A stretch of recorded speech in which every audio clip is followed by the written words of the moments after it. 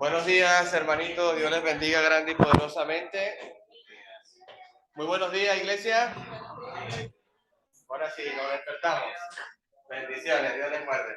Bienvenidos a todos. Hoy es un día maravilloso. Tenemos visita de nuestro hermano Darwin, su esposa Lili, su hijo Felipito. Una gran bendición de la Iglesia de Cristo en Valencia. Nos visitan hoy y es un honor tenerles aquí con nosotros. Así que se sientan en casa, hermanitos. Dios les guarde grande y poderosamente. Le pido a mi hermanito Lenín que pase al frente. Oración inicial por el estudio, por favor. Vamos a hacer reverencia, hermanos, a nuestro Altísimo. Oremos. Altísimo, buen Dios, oh Padre, de los cielos, de la tierra, Rey de todo, Señor. Padre, te damos gracias en este maravilloso día por darnos la honra, el privilegio, Señor, de estar aquí en tu presencia, para adorarle, Señor, y ser partícipe de sus mandamientos. Damos gracias por este grupo de hermanos acá reunidos. Esperamos, Señor, que traigas con bien a los hermanos que vendrán en camino, que apresure su paso, Señor, porque cada minuto, cada segundo en esta reunión, Señor, es muy valioso. Padre, bendiga esta reunión, bendiga la clase bíblica, Señor.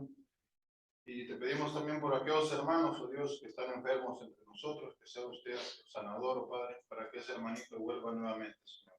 Te pedimos por aquellos hermanos que están desanimados, Señor, de espíritu, de conocimiento, Señor, porque sabemos, oh Padre, que cuando dejamos de reunirnos, Señor, pues es un tropiezo y estamos pecando a la misma vez, Señor. Padre, te damos gracias en el bendito y maravilloso nombre de Dios, hermano Jesucristo. Amén. Amén. Muchas gracias, hermanitos. Gracias, hermano Lenín, por ponernos en oración a Dios. Entonces, retomamos clase en estudio bíblico. Tendríamos que refrescar un poco. El Evangelio de Juan, sabemos que fue escrito para que el hombre o la mujer, en este caso cualquiera, tenga fe en Jesús. El propósito del Evangelio de Juan es crear fe en el hombre. Entonces, empezando con esta palabra, en el Evangelio de Juan vas a encontrar los 7 yo soy que dice Jesucristo. Yo soy el pan de vida, yo soy el camino, la verdad y la vida, yo soy el buen pastor, yo soy la vid verdadera. Vas a encontrar también en el Evangelio de Juan los 7 discursos que ya hemos visto. Ese primer encuentro, Jesús con Nicodemo. Ese segundo encuentro, Jesús con la samaritana. Y vamos a estar viendo otros 7 más discursos en el Evangelio de Juan. Y también van a haber 7 señales que van a hacer que también creen fe en el hombre. Es decir, cuando Jesús va a Caná de Galilea y convierte el agua en vino, él hizo esta señal y a partir de ese momento vieron su gloria y muchos de ellos creyeron en Jesús. Ahora, sabemos que Jesús va a hacer más señales y en el Evangelio de Juan vas a encontrar 7 señales para que puedas tener fe. El el apóstol Juan dice que si se hubieran escrito todas las señales, todos los milagros que Jesús hizo en esta tierra, no caberían en los libros, dice la palabra con el Evangelio de Juan. Refresco un poco también, clase pasada, estábamos con la samaritana. Esta mujer samaritana está sorprendida porque entre judíos y samaritanos no se hablan, y de esta manera Jesús empieza una conversación muy importante. Cuando tú quieres darle a alguien la palabra de Dios y no sabes cómo empezar, vete a lo cotidiano, vete a lo más fácil de que puedas emprender una conversación. Las personas del mundo, las personas que no han escuchado de Dios, las personas que no creen que Dios es importante, no saben que esa conversación va a depender de dónde va a parar su alma. Porque la gente no está entendiendo, por ignorancia, por desconocimiento, por no conocer bien la justicia de Dios, desconoce que después que abandone el cuerpo va a tener vida eterna o va a tener un castigo eterno. De la conversación que tú le digas, por ejemplo, Jesús le dijo a la samaritana, ¿te acuerdas? Dame de beber. Él empezó su discurso con dame de beber. Y ella responde, entre judío y samaritano no nos hablamos porque tú me pides de beber. Bienvenida, hermanita, déme la guarde. Marita, Marcela, déme la guarde. Entonces, habíamos leído en Juan, capítulo 4,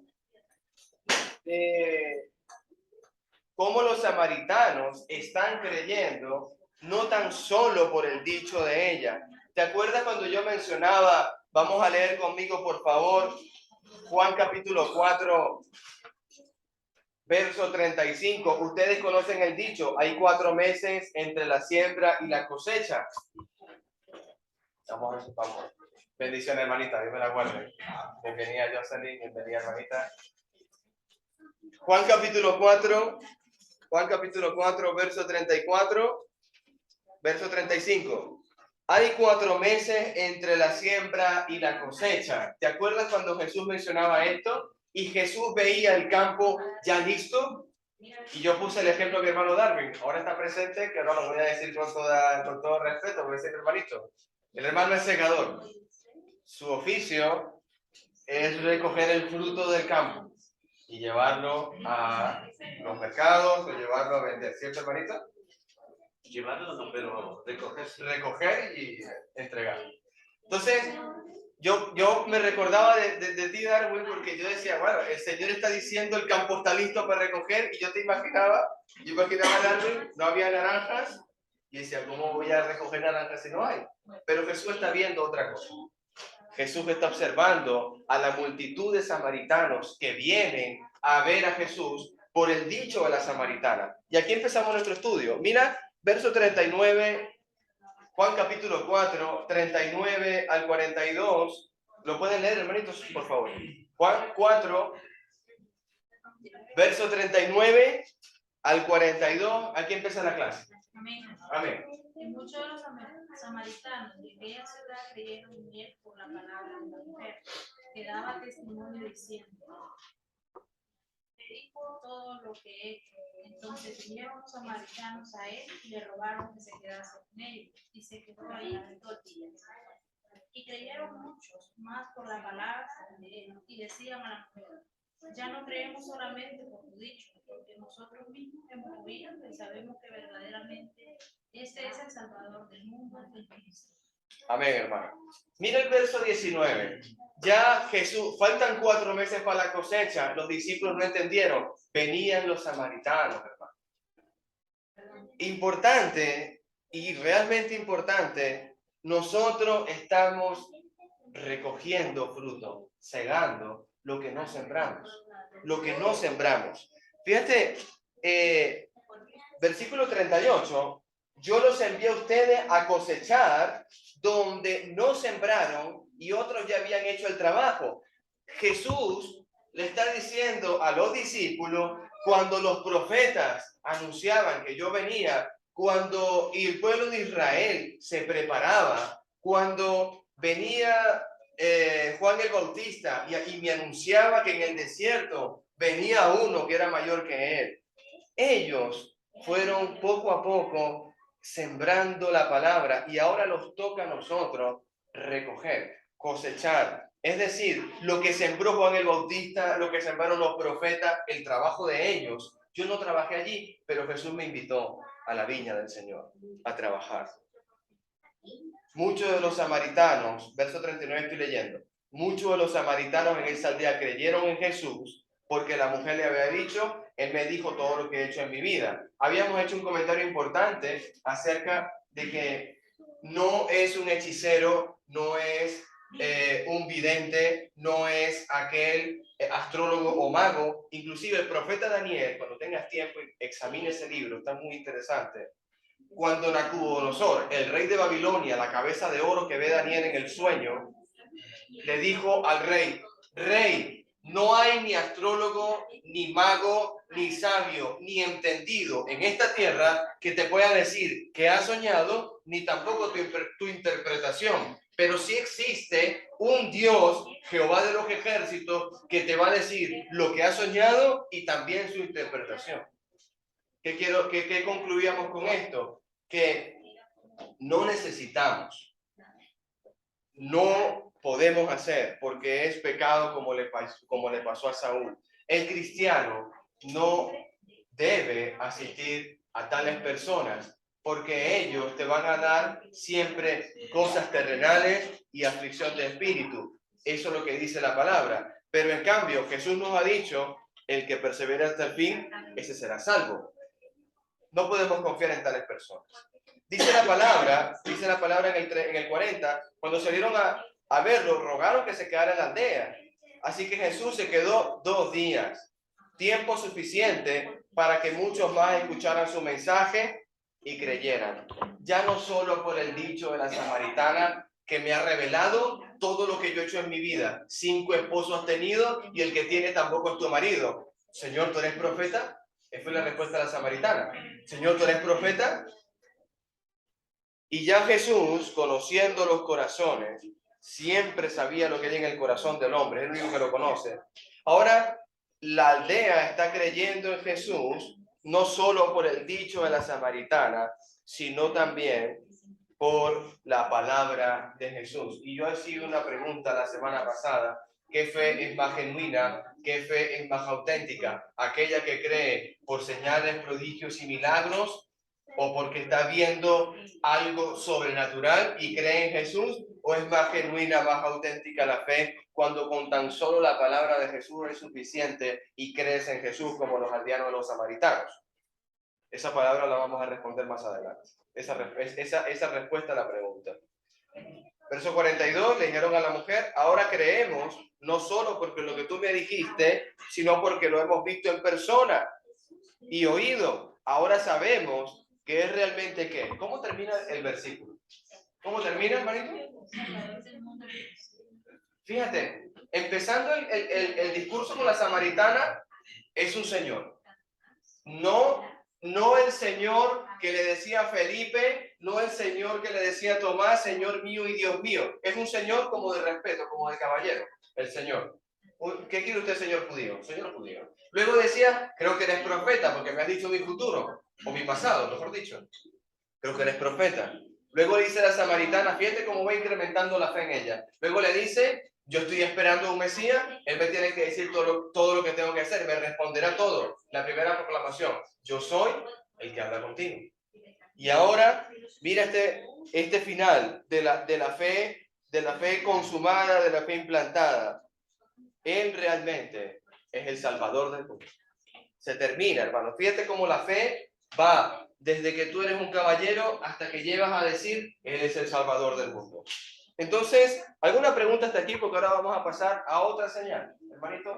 Es una muestra realmente admirable. ¿Cómo empieza con la mujer? Sí. Que lo dice, y muchos creyeron. Amén, hermano. Así es, hermanito. O sea, Jesús, ¿verdad? También se está valiendo de usar, es como hoy en la actualidad, ¿verdad? Se anuncia, pero va de boca en boca. Uno anuncia a uno y luego va regando la semilla. De eso se trata del Evangelio de Cristo. Amén, empieza con la mujer y muchos creyeron por la palabra de ella. Luego se dieron cuenta que no solo por los dichos de ella, por la palabra de ella, sino porque lo vieron y lo escucharon. Entonces ve cómo se riega el Evangelio de Cristo. ¿Qué más aprendemos? Gracias, hermano Jorge, me hiciste traer una idea buenísima. ¿Qué más aprendemos de lo que está diciendo mi hermanito en el comentario?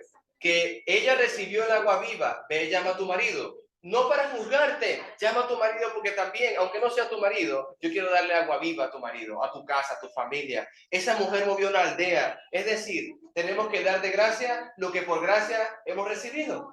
Primera, lo tengo apuntado, lo puedes leer cuando quieras. Lo tengo apuntado, voy a buscar, que se me ha perdido la ley. Aquí está. Primera de Corintios 1:4, tenemos que dar de gracia lo que por gracia hemos recibido. Gracias, hermano Jorge. Es decir, si usted ha recibido el Evangelio, ¿qué tiene que hacer con él?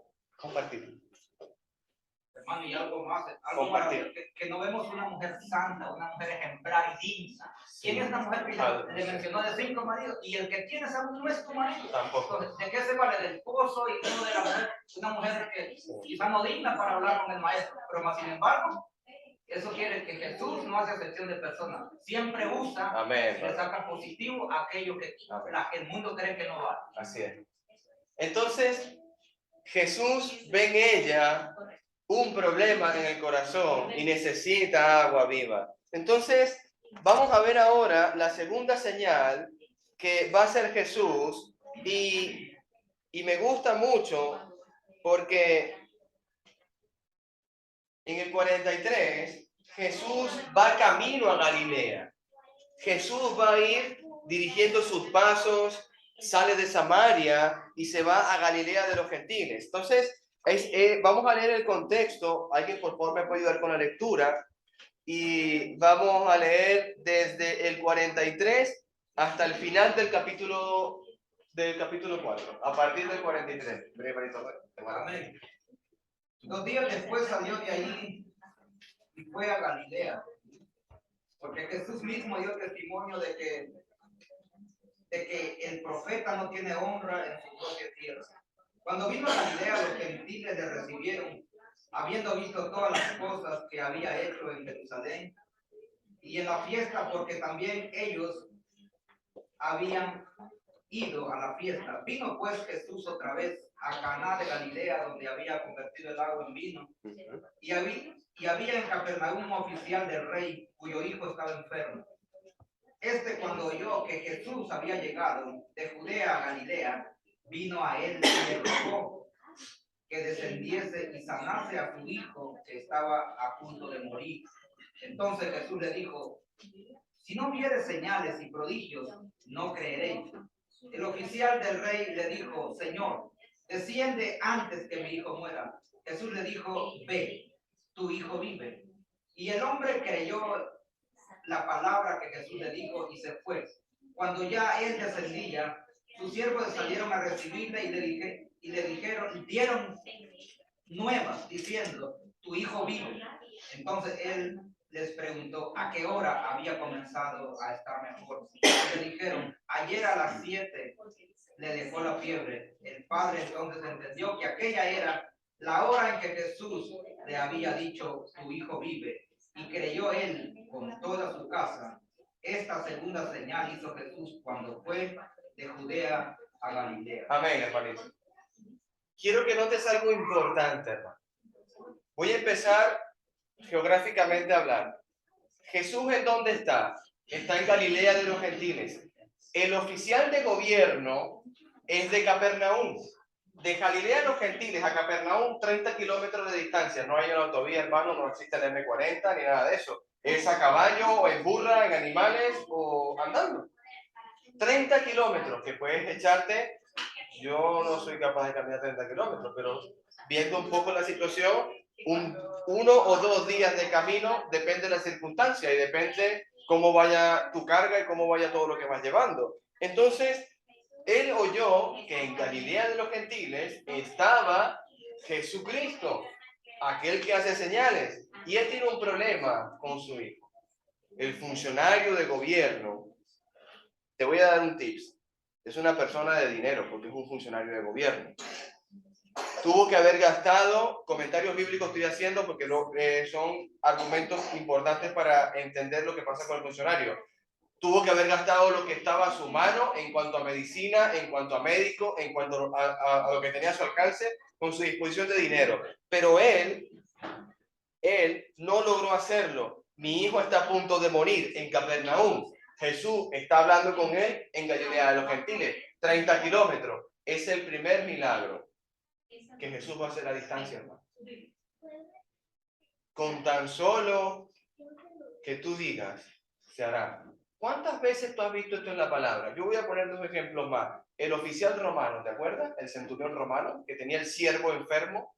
No, yo soy un hombre, ese centurión romano, si lo quieres ir viendo, está en Mateo 8, 5 al 13. Ese hombre le dijo al maestro: yo soy un hombre de autoridad, y si yo le digo a este ve, ese va, y si le digo a aquel que venga, él viene. Con tan solo, mi Señor, que tú digas la palabra, mi siervo será sanado. Otro milagro a distancia. Otro milagro a distancia que vemos en el Señor, la mujer sirofenicia. Sirofenicia, en Evangelio, en Marcos capítulo 7, 24, está la sirofenicia. Otro milagro a distancia. Señor, con tan solo que tú dijeres eso, mi hija será sanada. ¿Por qué digo esto? Porque las señales y los milagros están hechos para que el Hijo, para que el hombre de Dios, para que la mujer de Dios crea en Jesús y se convierta. Esto lo está haciendo Jesús y es inmediato. El funcionario está diciendo, desde la hora que Jesús pronunció las palabras, aunque él haya tardado tanto tiempo en llegar a ver a su hijo, ya había sido sanado desde ese momento. Entonces, tendría que haber, hermanito, una fe muy grande en este hombre. Tenía que haber una fe muy grande. Ve el 48. Ve el 48 conmigo.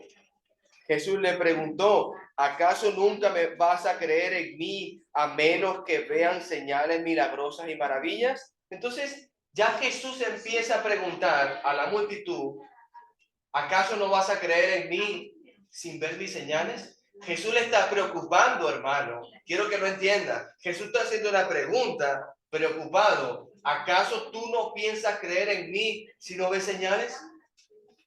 Ya Jesús no está dando un contexto acerca de qué está pensando él acerca de las señales. Mira, te quiero mostrar algo. Mateo capítulo 12, ve conmigo. Mateo capítulo 12. Mira lo que opina Jesucristo acerca de aquellos que están pidiendo señal para poder creer en Jesús. Mateo capítulo 12, verso 38 al 41. ¿Lo pueden leer? Mateo 12, verso 38 al 41. Mira lo que opina Jesús a aquellos que le piden señales milagrosas para creer en él. ¿Qué dice, hermano? Entonces respondieron algunos de los escribas y de los fariseos diciendo, Maestro, deseamos ver de ti señal. Él le respondió y les dijo, la generación mala y adúltera demanda señal, pero señal no le será dada, sino la señal del profeta Jonás. Porque como estuvo Jonás en el vientre del gran pez 3 días y 3 noches, así estará el Hijo del Hombre en el corazón de la tierra 3 días y 3 noches. Los hombres de Nínive se levantarán en juicio con esta generación y la condenarán porque ellos se arrepintieron a la predicación de Jonás. Y aquí más que Jonás en este lugar. Hay algo importante. Mira cómo dice Jesucristo, Señor, danos señal. La generación mala y adúltera. Esa es la respuesta. De la boca de Jesús está saliendo, Señor, yo quiero ver una señal. Voy a poner al apóstol Tomás. Si yo no metiera su dedo en los huecos, si yo no metiera mi mano en el costado y tocase la herida de la lanza, yo no creo. Bienaventurado, se le aparece Jesús. Eso lo puedes estudiar. Se aparece Jesús 40 días y 40 noches continuos después de su resurrección. A muchos. Bienaventurados los que no me vieron y creyeron. Pero ven Tomás, le tomó la mano a Tomás, mete tu mano en lo bueno, porque yo tampoco quiero tomar que tú te pierdas. La señal también está para él, pero la generación mala y adúltera demanda señal, y señal no se le será dada, dice Jesucristo, señal no se le será dada. Vuelve al capítulo 4 de Juan, te muestro otras cosillas importantes. Juan capítulo 4. Leemos el 52. Leemos el 52.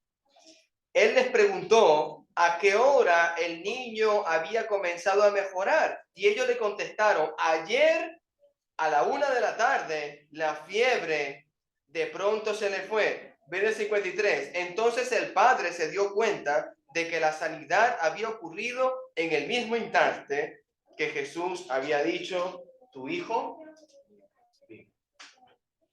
porque yo vengo a este mundo, dice Jesús, a rescatar, a sanar, a dar agua viva, porque Él es el pan de vida. Entonces es un milagro maravilloso. ¿Qué podemos decir de Capernaum?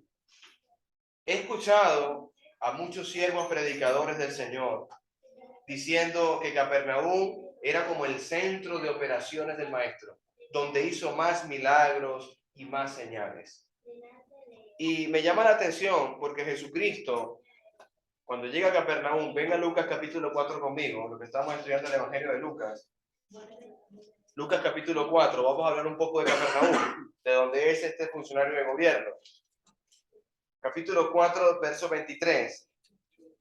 Dice la palabra. Entonces Jesús les dijo, seguramente ustedes me citarán el proverbio que dice, médico, cúrate a ti mismo, para decirme, haz milagros aquí a tu propio pueblo, como se los diste a Capernaum. Como se los diste a Capernaum.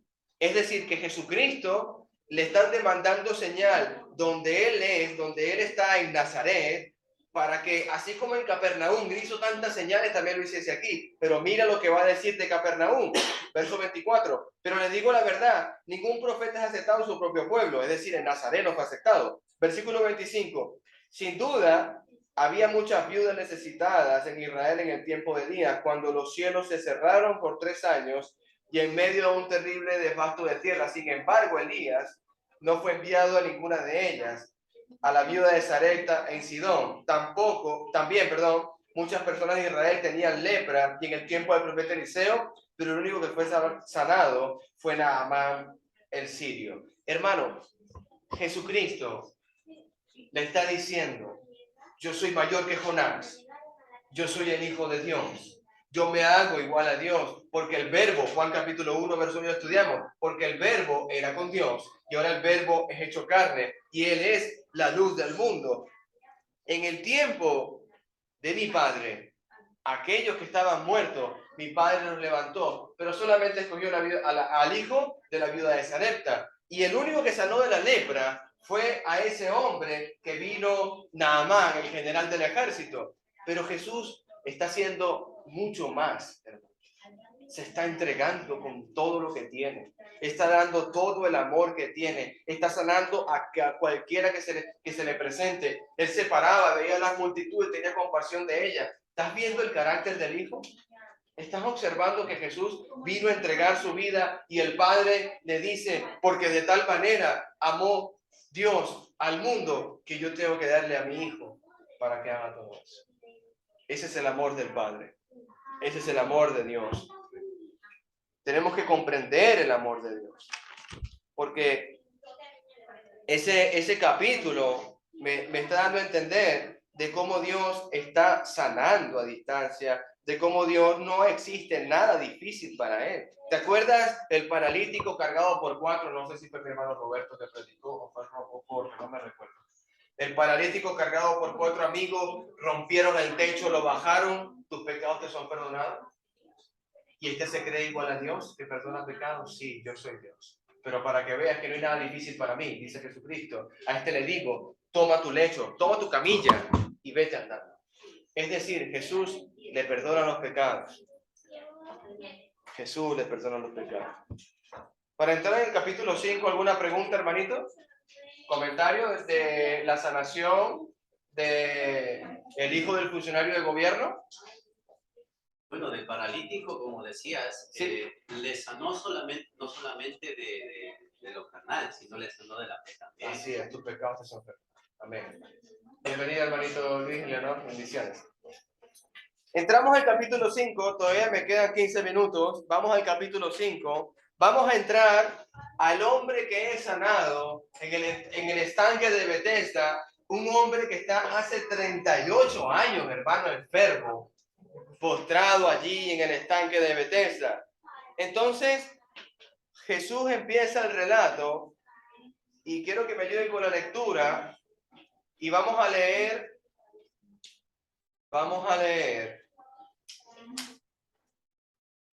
hasta el versículo 5, por favor. Evangelio de Juan, capítulo 5, verso 1 al 5. Pueden leerlo, hermanito. Vamos a entrar en materia con la sanación de este hombre en el estanque de Bethesda.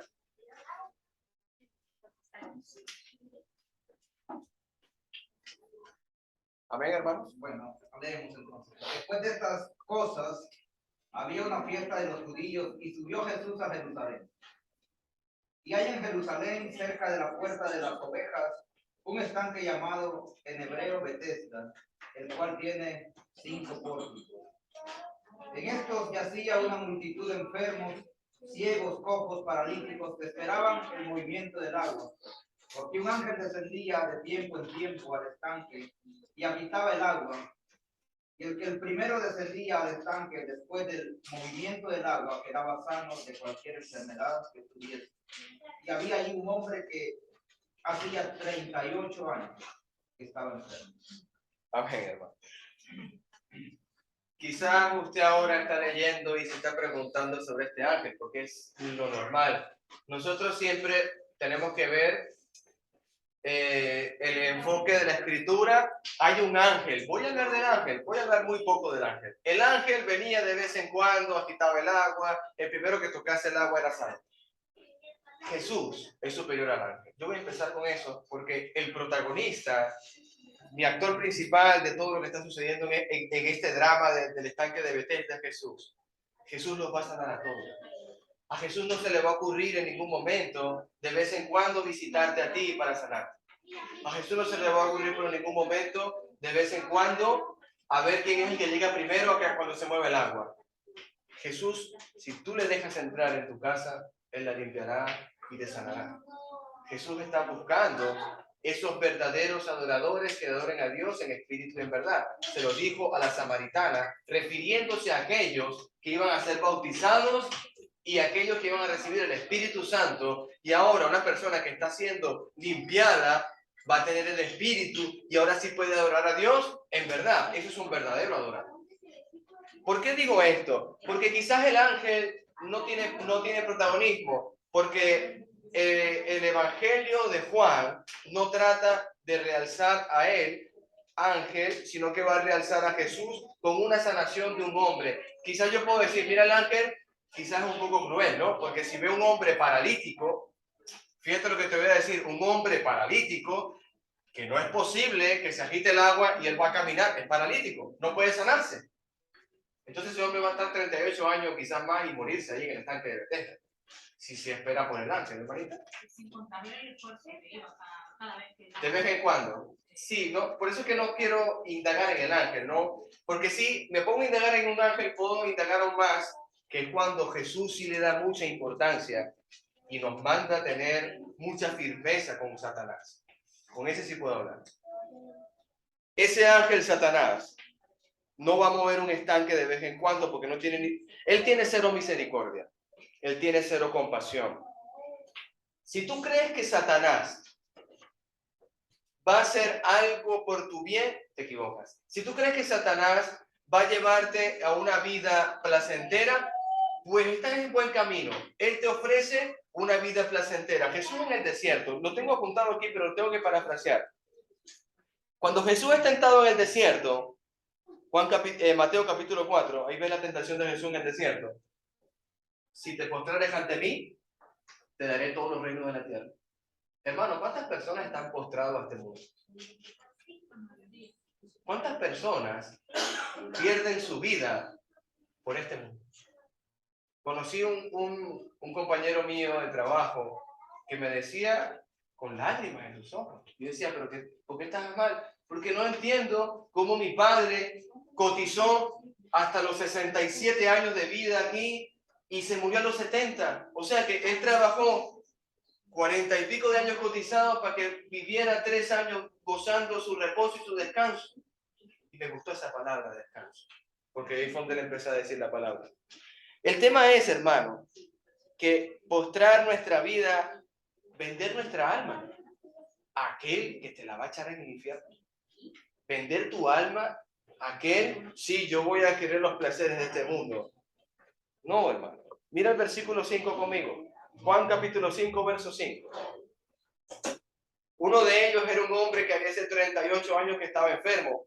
Verso 6. ¿A quién va a ver a Jesús? Cuando Jesús lo vio y supo que hacía tanto que padecía la enfermedad, le preguntó, ¿te gustaría recuperar la salud? ¿Cómo dice Reina Valera 1960?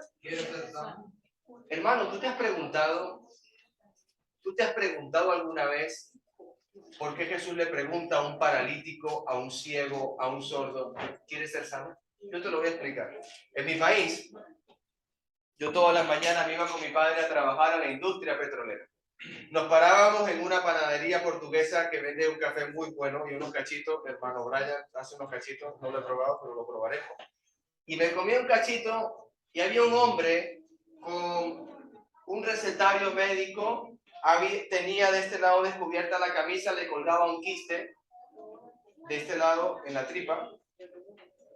Y yo estaba con un padrino de la Iglesia Católica, porque era católico en ese momento, hermano franciscano, con posibilidades de pagarle la sanación y quitarle el quiste. Y él le dijo, si tú me quitas el quiste, yo no puedo pedir dinero. Si tú me quitas este quiste, tendré que trabajar. Yo estoy aquí muy tranquilo. Llega el señor Castelaín y me da un café. Llega el señor José Manuel y me da un cachito. Yo quiero el quiste. Jesús, ¿tú quieres ser sano? ¿Tú quieres ser sano? ¿O quieres seguir en el estanque de Bethesda, que ahí te alimentan, ahí te dan agua? Porque estar 38 años en un estanque sin comer no es posible. Es decir, en el estanque está comiendo, está bebiendo y sus necesidades están suplidas ahí. ¿Tú quieres ser sano? Vas a tener que trabajar.